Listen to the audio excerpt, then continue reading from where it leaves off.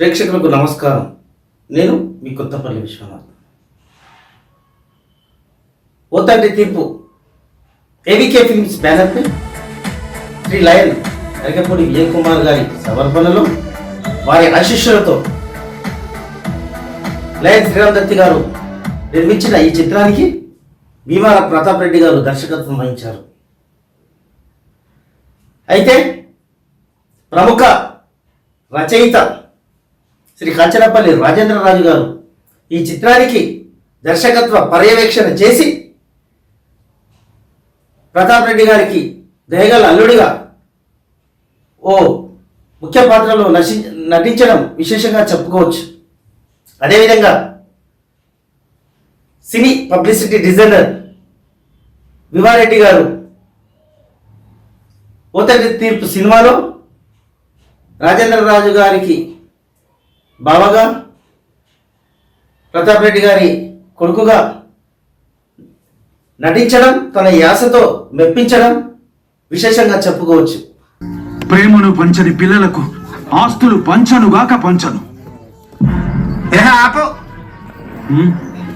మేము మీ కడుపున పుట్టిన వాళ్ళం. నీ ఆస్తి మీద నీకెంత హక్కు ఉందో మాకు కూడా గంతే ఉన్నది.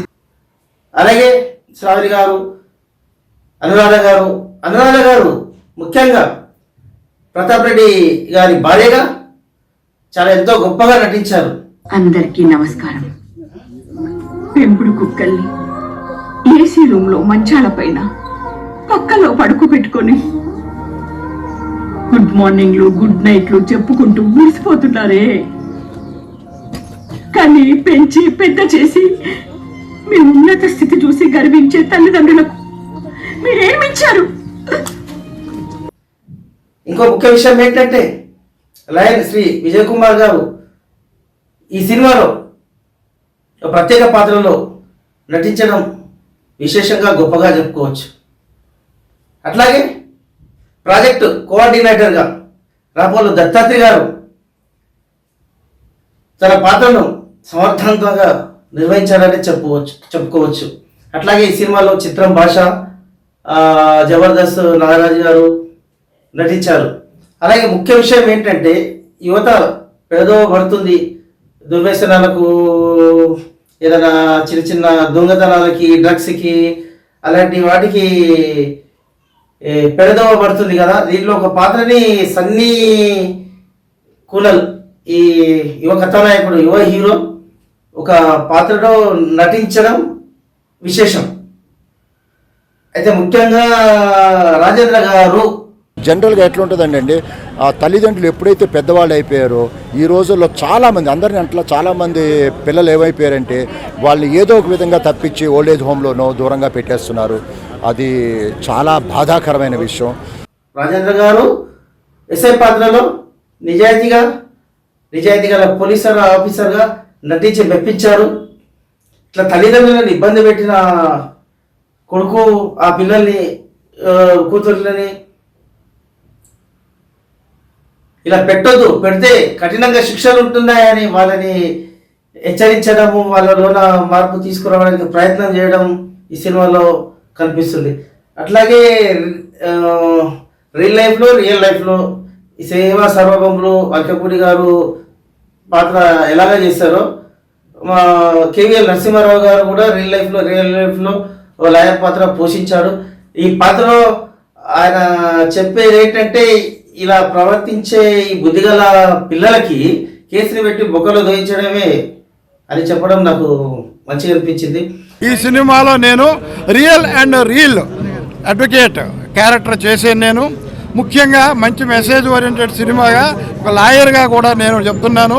Maintenance and welfare of senior citizens and old parents act 2007 ప్రకారం కూడా పిల్లలు ఎవరైనా ఓల్డ్ పేరెంట్స్ని నెగ్లెక్ట్ చేస్తే చట్ట ప్రకారము 3 నెలలు జైలు శిక్ష, 5,000 రూపాయలు జుర్మానా. అట్లాగే నిర్మాత లయన్ శ్రీరామ్ దత్తి గారు షణ్ముఖం పాత్రలో నటించడం చాలా గొప్పగా చెప్పుకోవచ్చు. సమాజం ఎటుపోతుందో ఎవరికి తెలియదు, ఎటు కొట్టుకుపోతుందో తెలియదు, దారి తెన్ను తెలియని సమాజానికి ఒక మంచి సందేశాన్ని ఇవ్వాలనే ఉద్దేశంతో ఈ పిక్చర్ టేకప్ చేయబడింది. ఇప్పుడు మీరంతా చూశారు, పిక్చర్ కూడా చూశారు. దిక్కు లేకుండా ఎడుకొట్టుకుపోతున్న సమాజాన్ని, అటువంటి సమాజాన్ని ఏ విధంగా తీర్చిదిద్ది చివరికి ఓ సొల్యూషన్ చూపించగలిగింది మా ఓ తండ్రి తీర్పు సినిమా. బాల నటులు కూడా బాగా చేశారు. 4 బాల నటులు, 2 అమ్మాయిలు, అబ్బాయిలు. అట్లాగే ఈ సినిమాలో సాంకేతిక నిపుణులు, నటీనటులకు కొత్తగా కొందరికి అవకాశం కల్పించడము చాలా గొప్ప విషయం.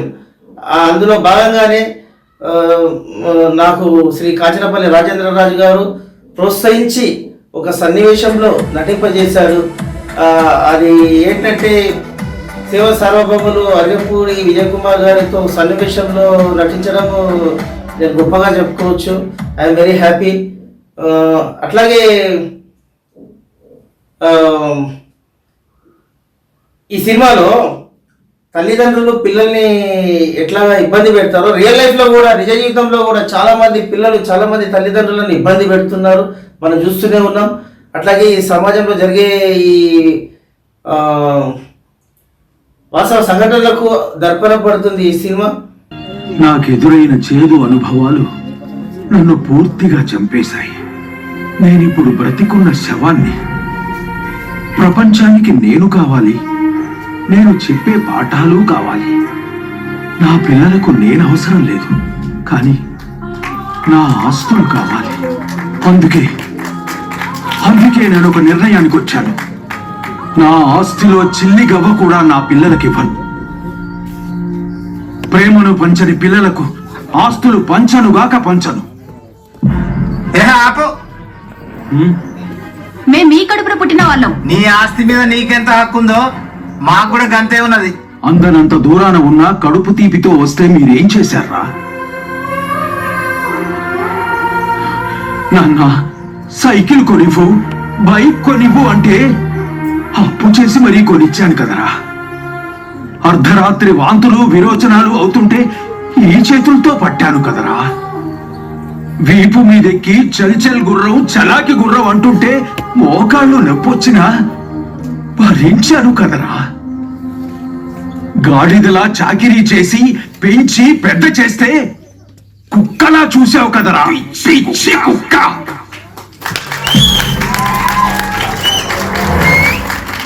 ఈ సినిమాని అందరూ చూడాలి, ఆదరించాలి. ముఖ్యంగా యువతీ యువకులకు, కొడుకు బిడ్డలకి ఈ సినిమా కవింపు కలిగించేలా ఉంటుంది. ఈ సినిమా చూస్తే నాకు కూడా బాగా ఏడుపు వచ్చింది, నేను ఏడ్చాను. కడుపున పుట్టిన వారే కఠినంగా మారుతుంటే, ఎదపై ఆడిన వారే గుండె గాయం చేస్తుంటే, కడుపున పుట్టిన వారే కఠినంగా మారుతుంటే, ఎదపై ఆడిన వారే గుండె గాయం చేస్తుంటే, కడుపే రగిలిన గుండె వండిన ఓ తండ్రి తీర్పు, ఇది ఓ తండ్రి తీర్పు. ప్రేమను పంచుట తెలియనిది, ఆస్తులు పంచుట న్యాయం కాదు. అనాథమైన తల్లిదండ్రుల హక్కులు చేర్చుకుంటాం. మా సంపద మా ఇష్టం, మా సంపద మా ఇష్టం. జనరల్గా నేను ఏడవను, అయితే ఏడిస్తే బలమైన కారణం ఉండాలి. నన్నే కాదు చాలా మందిని కంట తడిపెట్టించిన చిత్రం ఓ తండ్రి తీర్పు. ఇది ఏమైనా సరే ఓ తండ్రి తీర్పు చిత్రం ఇంత గొప్పగా ప్రేక్షక ఆదరణ పొందుతుందని నేను అస్సలే అనుకోలేదు.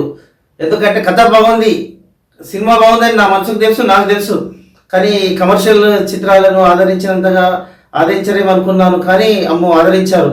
అట్లాగే ఇలాంటి చిన్న సినిమా పెద్ద విజయం, సక్సెస్ అయిందని నేను చెప్తున్నాను.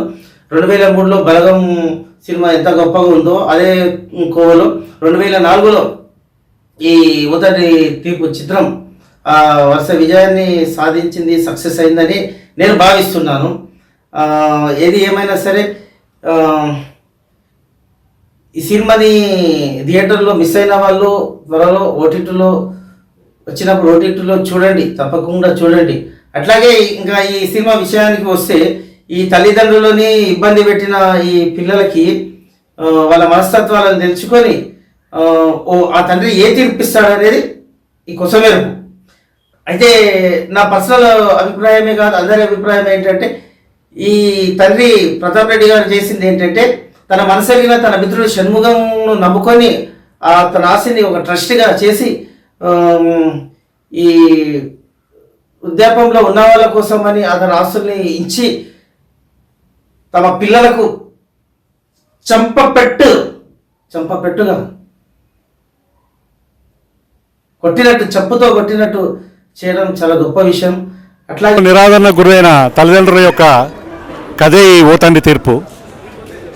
అవసాన దశలో వాళ్లకు మంచి సౌకర్యాలు కలిగించకుండా నిర్లక్ష్యానికి గురై కేవలం వాళ్ళ ఆస్తిపాస్తులకు మాత్రమే వాళ్ళు వారసులుగా చలామనే బిడ్డలకి ఇది ఓ తండ్రి తీర్పు, ఒక మంచి చెప్పపెట్టు. ఆ వృద్ధ దంపతులు ఒకరిని విడిచి ఒకరు ఉండలేక మనస్తాపంతో చనిపోతారు.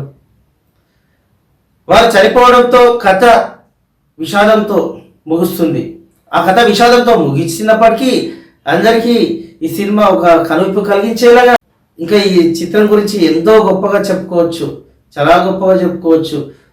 శ్రీ రమణాచారి గారి అభినందన, శ్రీ రమణాచారి గారి ఆశీస్సులు పొందడం కూడా చాలా గొప్ప విషయం. ఓ తండ్రి తీర్పు అనేటువంటి సినిమాని విడుదల చేయడం అనేటువంటిది ఒక గొప్ప పరిణామం. శ్రీ ప్రతాప్ గారు, భీమవర ప్రతాప్ గారు రచించినటువంటిది కథా రచనతో, దాన్ని శ్రీరామ్ దత్ గారు నిర్మాతగా మా రాజేంద్రరాజు పర్యవేక్షణలో జరిగినటువంటి ఈ కార్యక్రమానికి మనమందరం కలిసి ఇప్పుడు ముందుగా భీమవర ప్రతాప్ గారిని సన్మానించుకుందాం. అయితే ఇలాంటి చిత్రాలను ప్రేక్షకులు ఆదరించాలి. కమర్షియల్ సినిమాలు చూడొద్దనట్లేదు, కమర్షియల్ చిత్రాలతో పాటు ఇలాంటి గొప్ప గొప్ప చిత్రాలను ప్రేక్షకులు ఆదరించాలి. ఈ విలువైన చిత్రాలుగా నేను భావిస్తున్నాను. ఈ చిత్ర యూనిట్ సాంకేతిక నిపుణులకు, నటీనటులకు, ప్రతి ఒక్కరికి అందరికీ పేరు పేరున అభినందనలు, శుభాకాంక్షలు తెలియజేస్తున్నాను. ఏది ఏమైనా సరే మా ఓ తండ్రి తీర్పు చిత్రానికి ముఖ్యమంత్రి శ్రీ రేవంత్ రెడ్డి గారు, అలాగే సినిమాటోగ్రఫీ మంత్రి శ్రీ కోమటిరెడ్డి వెంకటరెడ్డి గారు, Telangana film development corporation chairman Dil Raju గారు ఈ సినిమానికి అవార్డును ప్రకటించాలని, ఈ చిన్న చిత్రాలపైన ప్రభుత్వ ప్రోత్సాహం ఏంటనేది ప్రేక్షకులకు తెలిసేలా ఈ సినిమాని ప్రోత్సహించి అవార్డులను ప్రకటించాలని నేను వారికి విన్నవించుకుంటున్నాను. కడుపున పుట్టిన వారే కఠినంగా మారుతూ ఎదపై ఆడిన వారే గుండె గాయం చేస్తుంటే కడుపే రగిలిన గుండె